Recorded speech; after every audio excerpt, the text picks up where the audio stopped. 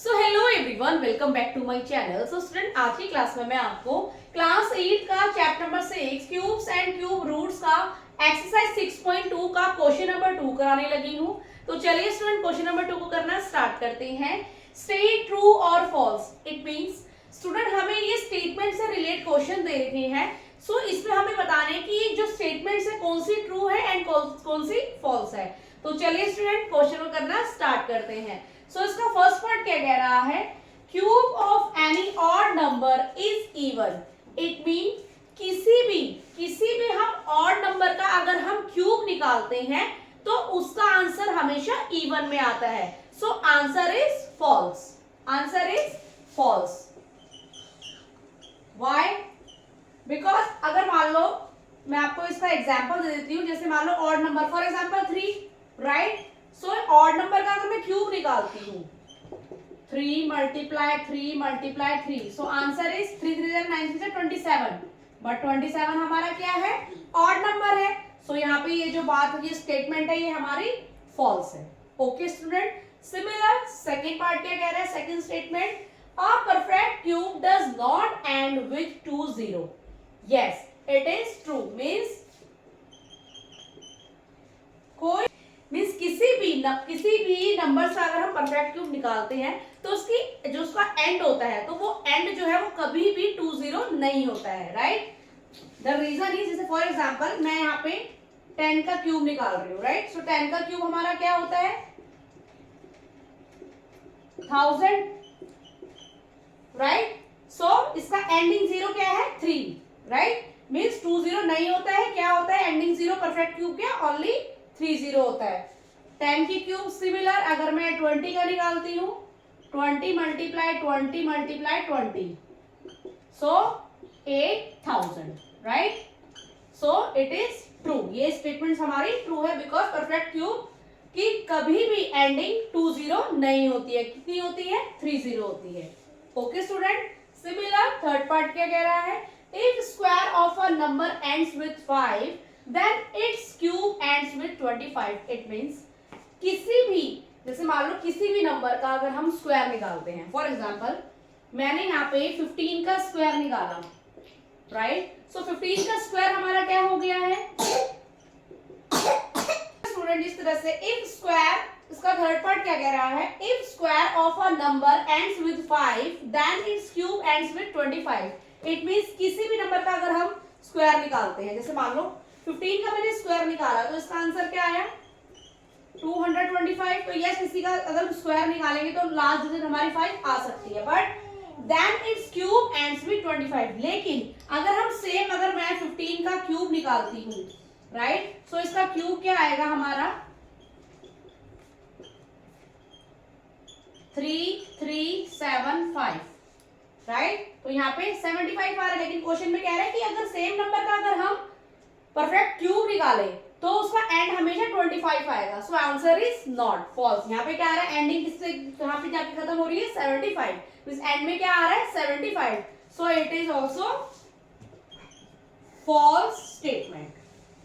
Okay student, तो चलिए student इसके नेक्स्ट पार्ट को करना स्टार्ट करते हैं। सो सिमिलर स्टूडेंट्स का फोर्थ पार्ट क्या कह रहा है? There is no perfect cube which ends with 8। It means कि किसी भी, अगर हम किसी भी नंबर का परफेक्ट क्यूब निकालते हैं, अगर उसकी एंड अगर 8 है तो वो हमारा परफेक्ट क्यूब नहीं हो सकता। So answer is false. The reason is, जिस तरह से अगर मैं 2 का क्यूब निकालती हूँ, राइट? 2 मल्टीप्लाई 2, तो इसका एंड तो हमारा 8 आ रहा है, राइट? बट स्टेटमेंट में क्या कह रहा है कि वो कोई भी नंबर परफेक्ट क्यूब नहीं हो सकता अगर उसकी एंड हमारा 8 हो तो, राइट? सो यहाँ पे ये बात हमारी फॉल्स साबित होती है। Okay student, similar next statement क्या कह रहा है? The cube of a 2 digit numbers may be a 3 digit number.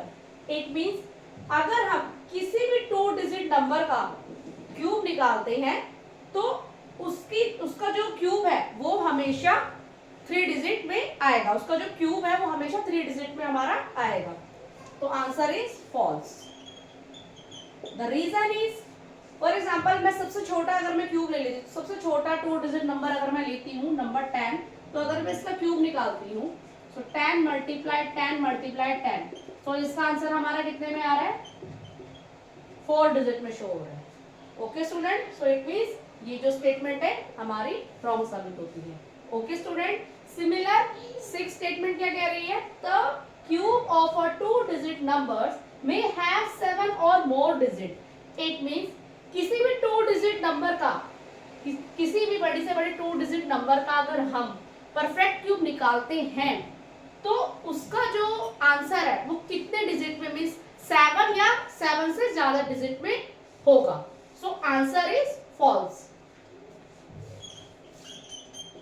The reason is, जिस तरह से मैं अगर बिगेस्ट अगर 2 डिजिट नंबर लूं, for example biggest 2 digit number हमारा 99 होगा, राइट। सो अगर 99 का मैं क्यूब निकालूं, सो 99 multiply by 99 multiply by 99, so answer is 9702999।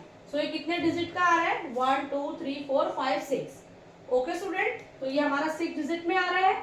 और स्टेटमेंट में क्या कह रहा है कि किसी भी 2 डिजिट नंबर का अगर हम क्यूब निकालेंगे तो उसका जो आंसर है तो वो कितने डिजिट में हो सकता है, 7 या 7 से ज्यादा डिजिट में हो सकता है। तो आंसर इज फॉल्स, बिकॉज जो बड़ा नंबर है, सबसे बड़ा 2 डिजिट नंबर हमारा 99 होता है। तो 99 का मैंने क्यूब निकाला तो वो कितने डिजिट में उसका आंसर आया, 6 डिजिट में आया। ओके स्टूडेंट, तो चलिए स्टूडेंट इसका नेक्स्ट और लास्ट पार्ट को करना स्टार्ट करते हैं।